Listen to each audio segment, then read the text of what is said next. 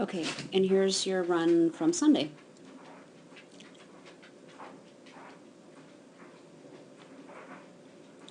This course, this part, the beginning through the jump after the triple was, I thought was pretty tricky.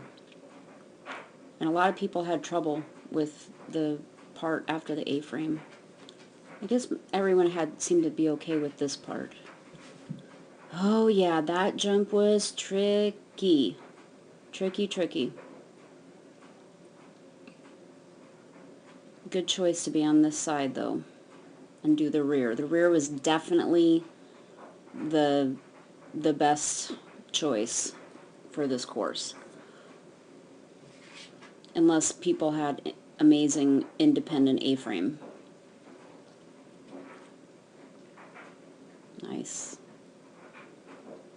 She looks good, Nikki, like spunky and like she's having a good time. It's good.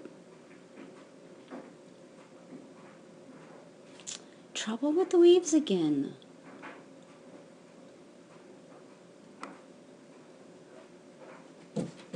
And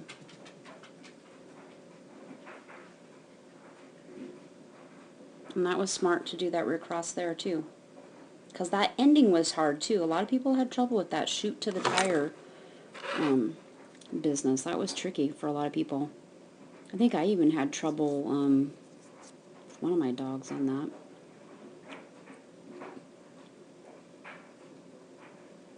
Okay, so you do this beginning very nicely. There's no question. She knew what side of the tunnel to go into, and I don't have anything to say about this, the beginning part. I pulled a little bit to the wall, and she just, no question. So now this jump was tricky, and it's too bad the judge and the dog walker are blocking us, so we can't, it's hard to see.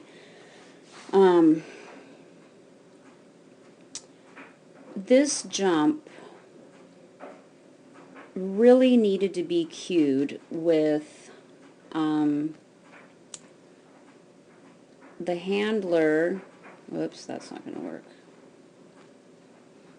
I'm trying to choose a line that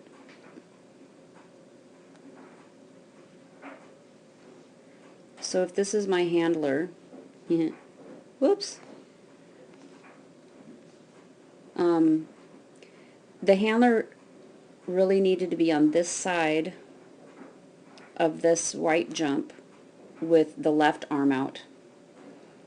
The way that the dogs were coming out of this tunnel, they were coming out of this tunnel straight, and especially big dogs that only have like maybe 3 or 4 strides between the tunnel and the jump, they had to cut back pretty severely to come and take this white jump.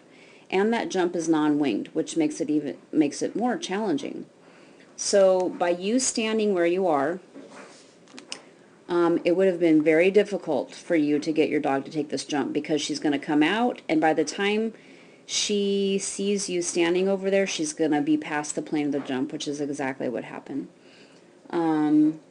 So what you should have done was when you put her in the tunnel, I can't tell what side of the jump you're on. If you're on the landing, like if you're between the jump and the tunnel, you should have just come over here and faced the camera with your left arm up.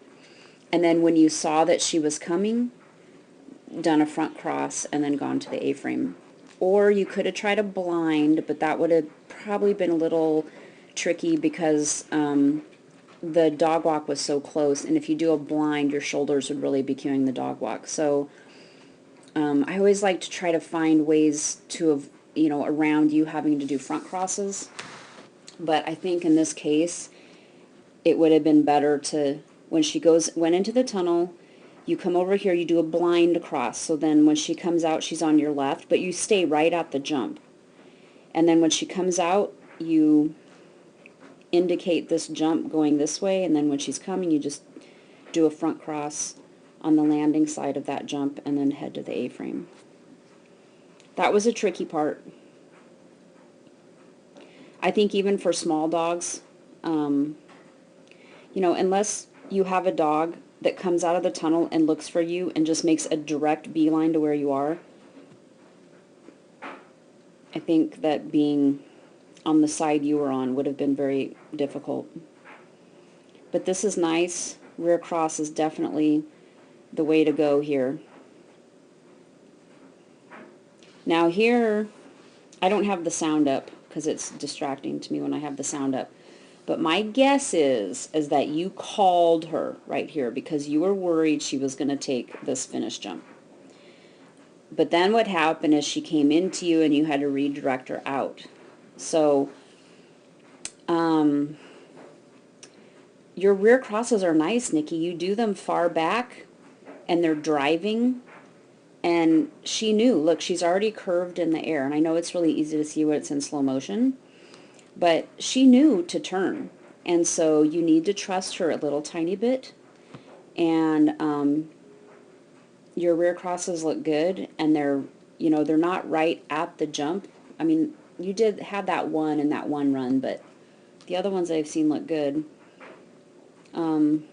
So just trust her a little bit because, or, you know, wait to see if she's going to come towards the finish jump or, you know, something. Just try to trust your dog a little bit more. And then you redirect her and you pulled it off and it was fine. And now, but now you're clapping. Okay, so you get her over the jump. And again, she's already coming. She's already turning and you're clapping. So clapping is okay at a trial, okay? But in training, I want you to try to avoid calling the name, clapping, all of that crap, okay? Because if you can get through it in training without that, then when you do have to use that stuff, or you think you have to use it at a trial, it'll be that much stronger and powerful, okay? But sometimes you really don't need it. I mean, I think the tire is over here. Well, she's not going to go over here all this distance and do the tire when you're standing over here and not really moving very much. You're just kind of going around in this little arc. So trust her, okay? A little bit more.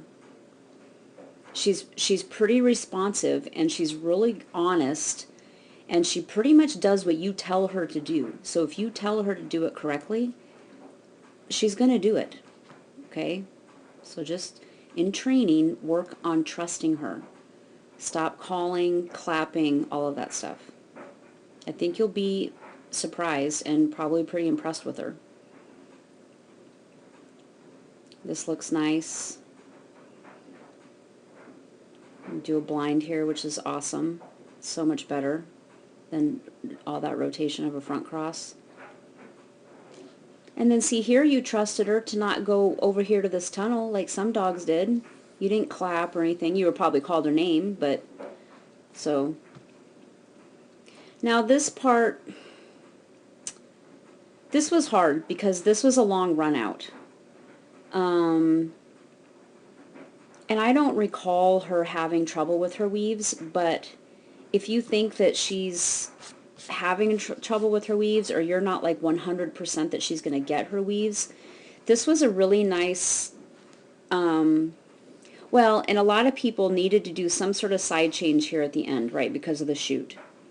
So this was a perfect place to just run out here into this corner, run towards that door, do a front cross on the flat, get yourself and your dog collected, and put her in the weaves. You're maybe wasting a little bit of time, but there's no other obstacles out there for her to take. And you could get her head and get her focused a little bit on the weaves, and then you would be on the right side for the end and, you know, didn't have to worry about doing another side change. And I don't know why she's missing her weaves. I mean, usually it's just training and it's drilling, and I mean, my dog's, Keegan's got pretty solid weaves, but Riley definitely like deteriorates if he doesn't get drilled on the weaves. So my guess is with her here, you were already kind of slowed down to walk, but she probably needs you to collect her a little bit more. So if you didn't want to go out here and do the cross, which is fine because I try to avoid you doing those crosses, but if you didn't want to do that, then when she landed off this panel, you should have just probably come to a dead stop and said her name, get her attention, far from the weaves so you don't get called on a refusal, and get her head in the game, and then have her do the weaves. Because I think she just, she's not going to fight to collect to get into those weaves. And so if she's coming over this jump with a lot of speed, she's not going to, like, fight for it. And then that was a super good choice to do the rear. She didn't read it as a rear, but that's tricky in the chute because they can't see you, right? So the trick with a rear into a tunnel or a chute is that you have to move behind them before they go in. And see, here you are moving behind and she's already in, so she has no idea that you've crossed behind her. But it's hard because right now you've just passed this yellow jump. So the only thing you could have done was to sort of cut deliberately across there, and you might have pulled her out of it. But you just have to, I think what you did is fine. You just have to remember that when they go into a tunnel or a chute, they can't see you. So if you're crossing behind one of those obstacles, you have to make sure that you're crossing behind before they go in so they can see you. Okay? Good job.